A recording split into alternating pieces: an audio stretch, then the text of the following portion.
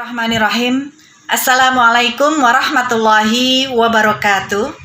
Pada kesempatan kali ini saya akan berkisah tentang kisah dakwah Rasulullah SAW di sebuah negeri bernama Taif. Rasulullah SAW pernah mengalami sebuah tahun yang disebut-sebut dengan tahun kesedihan atau Amul Husni. Bagaimana tidak?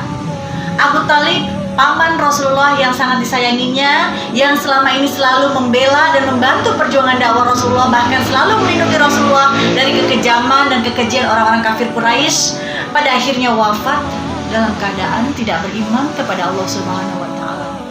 Hal ini tentu menyedihkan hati Rasulullah SAW.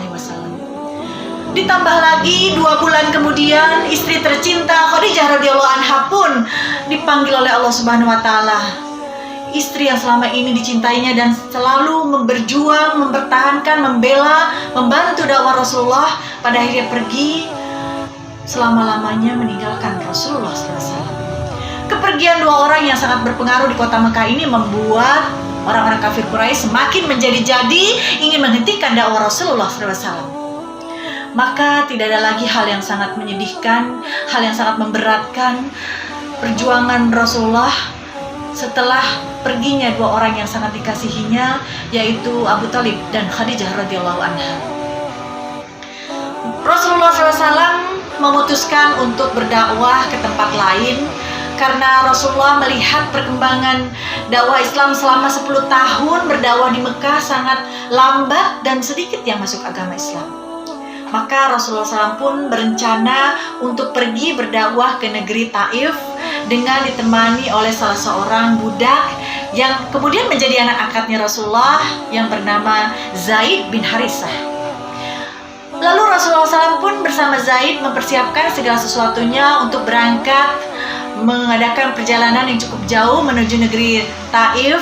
Mereka berdua berjalan kaki. Dan setibanya di Taif, Rasulullah SAW menemui 3 orang pembesar-pembesar Taif yang berasal dari Bani Saqif. Rasulullah meminta perlindungan kepada pembesar-pembesar itu dan berdakwah kepada mereka. Tapi apa yang terjadi? Mereka menolak dengan kasar ajakan dakwah Rasulullah. Rasulullah sangat terkejut. Ternyata Abu Jahal, paman Rasulullah yang jahat, yang membenci Islam, telah lebih dulu datang ke Taif dan menemui orang-orang Taif, pembesar-pembesar Taif, dan dia mengatakan, "Wahai orang-orang Taif, datang ke sini, perhatikan aku, dengarkan aku. Akan datang kepada kalian orang yang bernama Muhammad. Dia akan menghina Tuhan-Tuhan kita, memecah belah kita. Dia seorang pembohong, dia seorang penyihir. Jangan dengarkan ucapan dia." Ucap Abu Jahal kepada masyarakat Taif. Pada akhirnya pembesar-pembesar Taif itu pun tidak suka dengan kedatangan Rasulullah dan menyuruh masyarakat Taif menutup rapat-rapat pintu rumah mereka untuk Rasulullah SAW. Kemudian orang-orang Taif bersama-sama menemui Rasulullah. Mereka melakukan hal yang keji kepada Rasulullah. Mereka melempari Rasulullah dan Zaid dengan batu-batu. Mereka melempari dan Zaid yang saat itu bersama Rasulullah berusaha melindungi Rasulullah agar tidak terkena lemparan batu-batu orang-orang Taif itu. Mereka berdua tertati-tati dengan sangat lemahnya menghindari hinaan, cacian, lemparan batu-batu dari orang Taif. Mereka bersembunyi di sebuah kebun milik Utbah bin Rabi'ah, seorang yang sedari awal memperhatikan dakwah Rasulullah dan yang sangat benci dengan Islam. Tetapi Allah melembutkan hatinya dengan memberikan rasa iba kepada Zaid dan Rasulullah dan membiarkan Zaid dan Rasulullah bersembunyi dan beristirahat di kebun miliknya. Bahkan ia mengutus utusannya membawakan sesuatu kepada Rasulullah dan Zaid. Setibanya di kebun milik Utbah, Rasulullah berduduk di bawah pohon dan berdoa kepada Allah, "Ya Allah, kuatkan aku ya Allah dalam berdakwah ini ya Allah. Sungguh berat dakwah ini." Lalu Allah menghibur Rasulullah dengan mendatangkan malaikat Jibril, dan lalu Jibril datang kepada Rasul bersama dengan 2 malaikat penjaga gunung. Lalu Jibril berkata, "Wahai kekasih Allah, jika engkau menghendaki, aku akan menghabisi masyarakat Taif dan menimpakan gunung-gunung ini kepada mereka agar mereka binasa, wahai Rasulullah, kekasih Allah."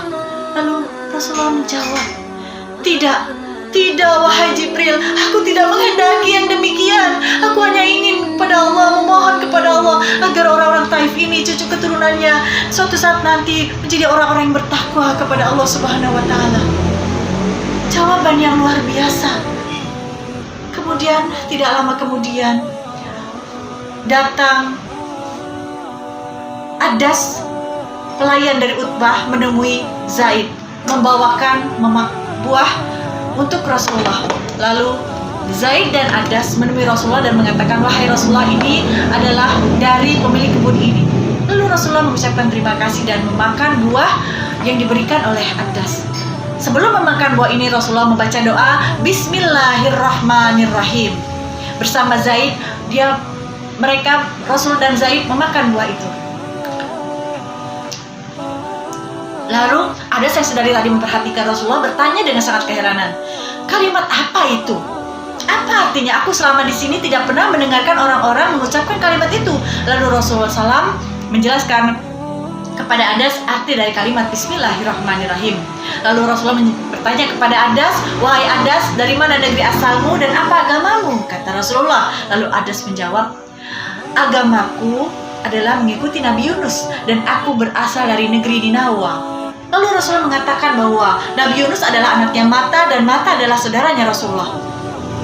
Adas akhirnya paham bahwa Muhammad adalah utusan Allah, dan Adas pada saat itu memeluk Rasulullah dan mengucapkan dua kalimat syahadat, asyhadu alla ilaha illallah wa asyhadu anna Muhammadar Rasulullah. Akhirnya sedikit terobati luka hati Rasulullah dengan masuknya Adas bersama Rasulullah menjadi seorang muslim.